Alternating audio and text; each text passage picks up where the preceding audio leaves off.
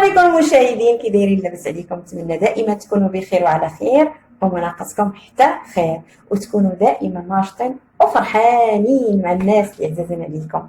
اليوم ان شاء الله يا ربي غنشارك معكم الكيك ديال المول العجيب. هذا الكيك هذا بسيط جدا ومقادير بسيطه متواجده في كل بيت، ولكن راه تيجي رائع بزاف بزاف بزاف بزاف. وغنزينو في الاخير بكريمه اللي هي اقتصاديه ولكن جديده وزوينه بزاف. دابا غنبداو على بركه الله ونبداو نخدموا هاد الكيك ديالنا. هنايا عندي 3 البيضات في هذا الاناء اللي غنخدم فيه. هاد البيض راني غسلته ومصفى من قبل، عفوا.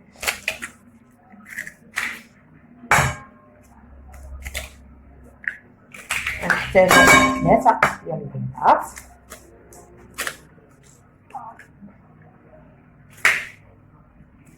وغادي نحتاجو قبصه ديال الملح، شويه الملح نصحو الظرف وصافي.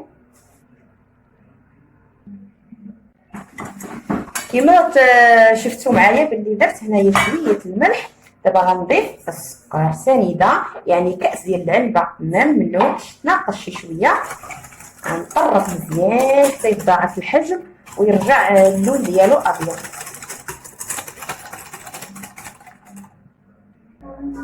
كما تلاحظوا هنايا الحجم ديال الخليط ضاعف. دابا غنضيف الزيت. عندي كاس ديال العلبه هنايا ما مملوش بزاف، يعني ناقص شي شويه. غنصفو غير شويه وانا غنطرف.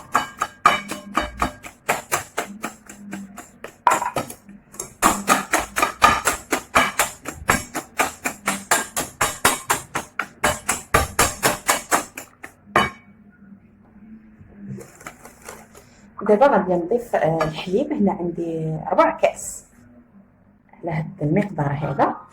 من الاحسن ما تكثروش الحليب بزاف باش نحصلوا على كيكه او تكون رطبه وهشه وخفيفه.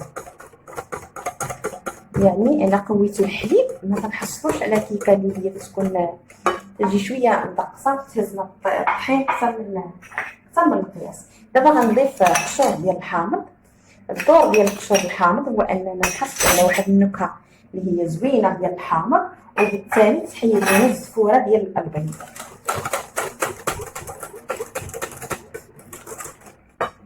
دابا البنات غادي نزيدو الدقيق. انا هنايا سبق لي غربلته وعاود غنغربلو لمره اخرى. كل ما غربلنا الدقيق كل ما نحصلوا على كيك اللي تيجينا خفيف بزاف. انا هنايا كندير عين ميزاني، يعني نحصل على واحد الخليط ما يكونش ثقيل بزاف ما يكونش خفيف بزاف. كما قلت لكم انا عندي عيني ميزاني، نستعمل عينيا. وانتم يمكن لكم مثلا تهز لكم كاس ديال الدقيق ولا كما قلت لكم تندير عيني ميزاني. دابا غنضيف خماره. هنا غنستعمل خماره، والدور ديال الخل حتى الاخر غنزيد معلقه ديال الخل. حتى الخل تنحصلوا على واحد الكيك اللي يجينا زوين لا في المنظر حتى في المنظر ديالو. الخل تيبيض لينا الكيك، ما تيجيناش تيجيش اللون ديالو داكن، تيجي اللون ديالو زوين من بعد ما تيطيب. دابا هنا مازال غنزيد. كما قلت لكم انا سبق غربلت الدقيق وتنغربل المره الثانيه.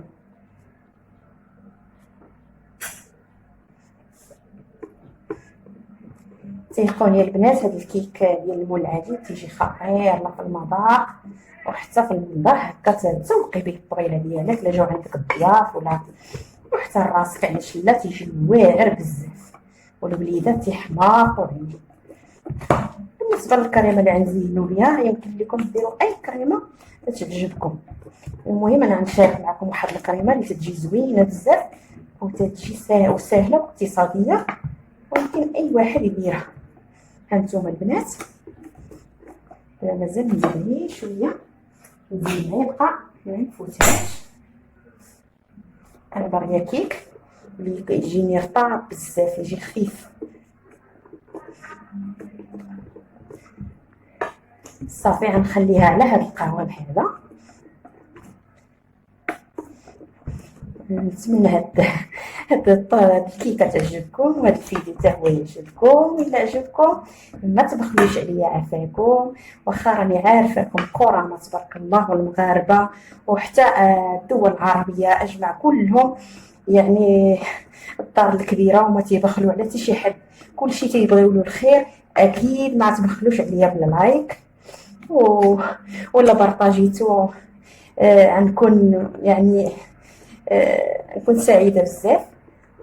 ولا خليتو وكملتو جميلكم، كومونتير حتى هو يكون زوين بحالكم. الله يجازيكم بخير. صافي غنخليه على هذا القانون هذا. دابا غنجا الدور ديال معلقه الحامض الخل، عفوا غنزيد معلقه واحده تكون عامره نيته البنات بحال هادشي.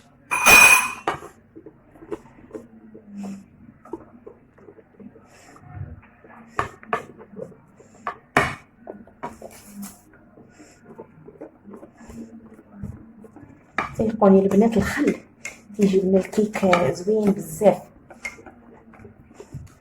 ما تيجيش مدقص، تيجي خفيف ومفشفش. داكشي اللي يحمر لكم وجهكم ان شاء الله. غير جربوه واكيد غيعجبكم. بالنسبه للمول انا دهنته بالزبده ودخلته المجمد. يعني علاش هاد الطريقه زوينه بزاف، لا بالنسبه لهاد المول العجيب ولا بالنسبه لاي كيكه درتوها او اي طورطه درتوها، ضروري تدخلوا المجمد. الزبده تتجمد لينا ومني تندخلوها للفرن يعني في الاخير ما تيلصق ليناش الكيك ديالنا.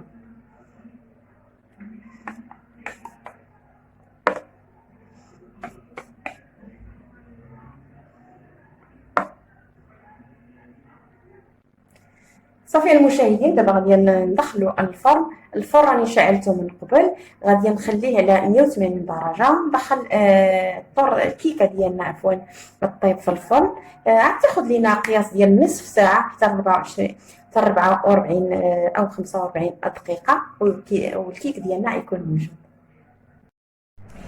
دابا خوتي المشاهدين، بعد ما طابت ليا الكيكه وخرجتها من الفرن، تجي على هذا الشكل هذا، تتجي رطبه ومفشفشه وتجي شي ريحه طالعه منها خطيره ديال الحامض. المهم دابا خوتي غندوزو نتعرفوا على المقادير ديال الكريمه اللي غنزينوا بها هذه الكيكه ديالنا. غنحتاجوا لهاد الكريمه اللي غنصايب الكيك ديالنا، غنحتاجوا 2 كيسان ديال العنبه ديال الحليب،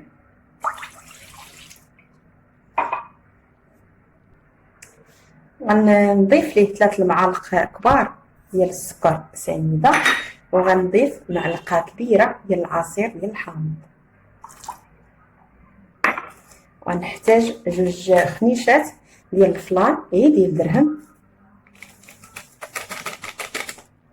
غير هذا البنات. غنضيف الاخرى. صافي غنحاول نخلط بهاد الخلاط هذا ديال اليدوي. صافي دابا غنضيفها على النار حتى يغلى ليا هاد المقادير اللي درت في الكاسرونه، ونرجع معكم لاننا نحتاجو هاد هنريس هذا، ولا عندكم اي كاطو اخر يمكن لكم ديروه. دابا البنات بعد ما وضعته على النار ضروري ما نبقاو نخلطوا في هاد الكريمه هذه حتى تغلى لينا بهذا الشكل هذا، باش ما تكور ليناش ولا تحرق لينا ولا تفسخ لينا الكاسرونه، وبالتالي نحصلوا على شي مذاق ما يعجبناش. من الاحسن نقابلوا هذه الكريمه هذه راه بغيات تنجب البنات. صافي البنات دابا غنطفي عليه النار.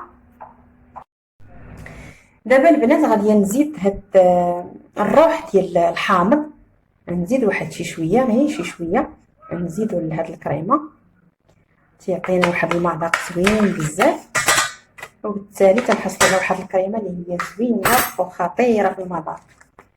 صافي انا هنا غادي نحرك حتى يبرد شي شويه.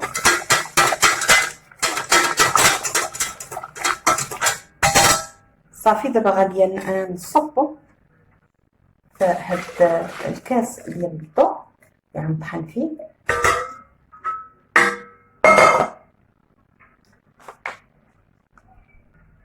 صافي البنات كما قلت لكم غنزيد هيرنيس، ما عنديش الباكيه كامله وانما غندير غير هاد 10 ديال هاد الحبات هادو،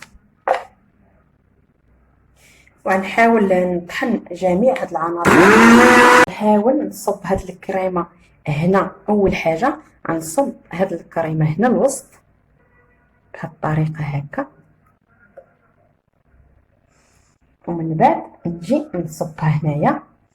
صيقوني البنات هاد الكريمه تجي خطيره، لا في المذاق وحتى في المنظر تيجي رائع بزاف. هانتوما البنات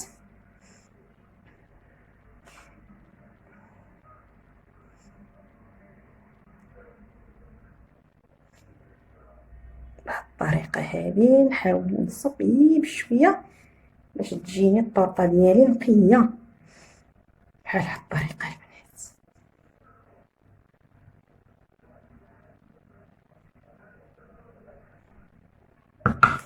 صافي البنات دابا غادي نخليها غير تبرد شي شويه تماسك، وغندخلها للثلاجه تبرد شي شويه ونرجع معكم. ودابا المشاهدين زوينين، الكيكه ديال المول العجيب تيجي على هذا الشكل هذا، تيجي راقي في المنظر والمذاق تيجي رائع ولا اروع. يعني يجربوها البنات اكيد غيعجبكم، غتبقاو دائما ديروه ان شاء الله يا ربي. وهذا الكيك هذا بنكهه الحامض بالمذاق ديال الحامض، يعني المذاق خطير خطير البنات. ونتمنى هذا الفيديو ديال اليوم ينال اعجابكم.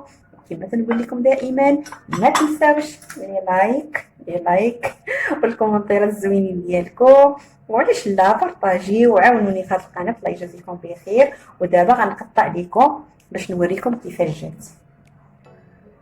سيقوني البنات راه تجي يعني ديروها لضيافكم، وتقدروا ديوها حتى هكا هديه لحبابكم، ولا كان شي عيد الميلاد ولا شي حاجه. يعني راها زوينه بزاف، يعني غتحمر لكم الوجه البنات. هانتوما البنات كتجي قضاء هاد الكيكه هادي. هانتوما كيفاش جات. هانتوما البنات كيفاش تجي زوينه بزاف.